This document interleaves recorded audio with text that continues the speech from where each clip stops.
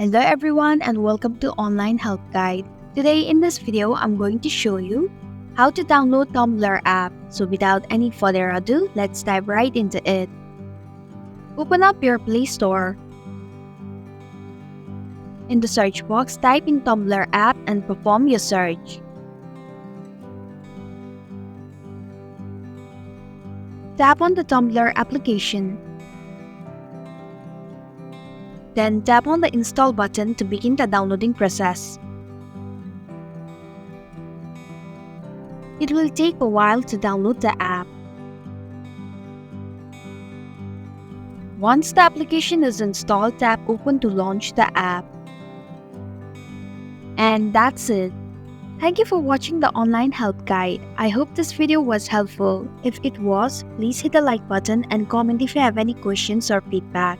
Also, if you are new to our channel, please subscribe and hit the bell icon so that you don't miss our upcoming videos.